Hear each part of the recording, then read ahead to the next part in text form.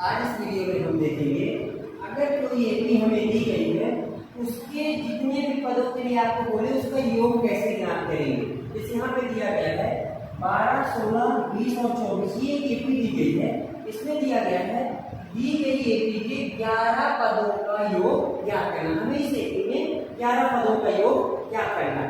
पहले जो हमें एपी दी गई है उस एपी को हम लिख लेते हैं। एपी हमें दी गई है 12, 16, 20, 24 मतलब ये जो एपी दी गई है इससे हमें ए का मान मिल जाएगा और डी का मान मिल जाएगा। हम पिछले वीडियो में ये सब देख चुके हैं। यहाँ पे प्रथम पद ए हमें मिल जाएगा कितना 12।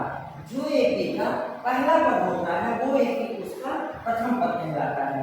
इसके बाद हम क्या निकालेंगे इसका सर्वांतर डी। सर्वांतर निकालने के हम क्या करते हैं जो बाद वाला पद होता है उसके पहले वाले पद से घटा देते हैं। जैसे यहाँ पे 16 दिया है बाद वाला पद और उसके पहले पद क्या दिया है आपको 12। अब 16 में 12 को घटा देंगे क्या मिल जाएगा आपको डी का मान 4। ये हमें डी का मान मिल गया। एपी से ए का मान और डी का मान मिल गया। आगे हमें बोला है उस एपी की 11 पदों का योगफल ज्ञात करना। मतलब कहने का जो यहाँ 11 पद दिया गया है वो एपी के टोटल पद है। तो हमें एन का मान दे दिया है 11। ए का मान पता है, डी का मान पता है और एन का मान पता है। अब किसी भी एपी का योग ज्ञात करने के लिए एक फॉर्मूला दिया गया है हमें Sn बराबर n बटे 2 2a प्लस n-1 डी।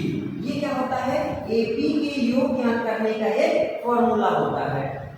अब यहाँ पे हम क्या करेंगे n की वैल्यू पता है हम n का मान यहाँ रखेंगे। a का मान हमें पता है हम यहाँ a का मान रखेंगे और हमें d का मान पता है हम d का मान इस पे रख देंगे और सॉल्व करेंगे तो हमें एपी के 11 पदों का योग मिल जाएगा। तो हम यहाँ पे वैल्यू रखते हैं s n की वैल्यू क्या दिया है आपको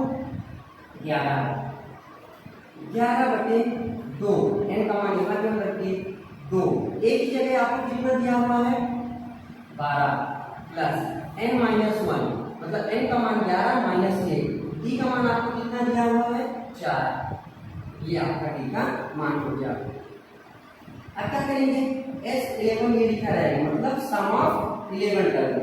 अब 11 बटे 2 को भी काट नहीं सकते क्योंकि 11 2 से पूरा नहीं कटेगा तो हम नहीं काटेंगे। अभी हम अंदर पहले ब्रैकेट सॉल्व कर लेते हैं। 2 का पूरा हम 12 से करेंगे कितना आएगा 24 प्लस अब 11 में 1 को घटाएंगे कितना आएगा आपका 10 और बाहर आपका 4 लिखा हुआ है। अब S11 हमारा लिखा रहेगा 11 बटे 2 वही लिखा रहेगा 24 है वही लिखा रहेगा। अब 10 और 4 का क्या हो जाएगा यहाँ पे गुणा 10 और कितना हो जाएगा 40।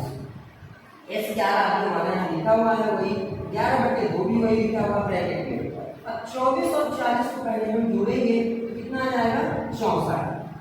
24 और 40 के बीच में प्लस है हम जोड़ दिए कितना आ गया 64। अब इसके आगे हम करते हैं। फिर कह रहा हूँ आपको S11 को अभी कुछ नहीं करना क्योंकि ये सम ऑफ एपीज है। अब 11 बटे 2 है और यहाँ 64 है। आप 2 से 64 को पहले काट दीजिए। अगर 2 से 64 कटेगा तो 2 क्या 6 और 2 दूनी 4 तो आपका यहाँ बचेगा 11 और यहाँ कितना हो जाएगा आपका 32 हो जाएगा। कितना हो जाएगा आपका 32 हो जाएगा। अब S11 आपका वही लिखा हुआ है 11 बाहर है और 32 ब्रैकेट में 11 और 32 का पूरा करेंगे 11 दूनी 22 हासिल का आपका 2 है और 11 33 और 2 क्या हो जाएगा 35। अब हमको 11 पदों का योग 352 मिल गया। लास्ट में हम लिखेंगे अतः एपी के 11 पदों का योग 352 है। एक और हम समझ लेते हैं यदि हमें कोई एपी दिया गया है और उसमें बोल दे कि इतने पदों का योग ज्ञात करिए तो पहले हम एपी को लिखते हैं। किस एपी से हमें ए का मान और डी का मान मिल जाता है और हमें पदों की संख्या मतलब एन का मान पहले से ही दे दिया जाता है। किसी भी एपी के योग ज्ञात करने का फॉर्मूला होता है Sn बराबर n बटे 2 2a प्लस n-1 डी। ये होता है फॉर्मूला। आप जहां यानी वहां n का मान रखेंगे, जहां यहाँ भी n दिखा, यहाँ भी आपने n का मान रख दिए 2, a का मान आपने क्या रख दिया 12 प्लस यहाँ पे n का मान 11 माइनस a, d का मान आपने रख दिया 4। S11 वही है 11/2, 2 और 12 का बड़ा हुआ 24, 11 में 1 गया 10 और 4 वही। नेक्स्ट स्टेप में 11/2 वही है, 24 वही है, 10 और 4 का बड़ा हुआ 40। नेक्स्ट स्टेप में 11/2 वही लिखा, 24 और 40 का जोड़ होगा तो 64, 2 से आपने 64 को काट दिया, आपका कितना आ गया 32। S11 बराबर क्या मिल गया 11 बाहर लिखा हुआ है ये, और यहाँ 32 है तो 11 और 32 का गुणा हो गया 352। वही लिखा हुआ है कि अतः AB के 11 पदों का योग 352 है।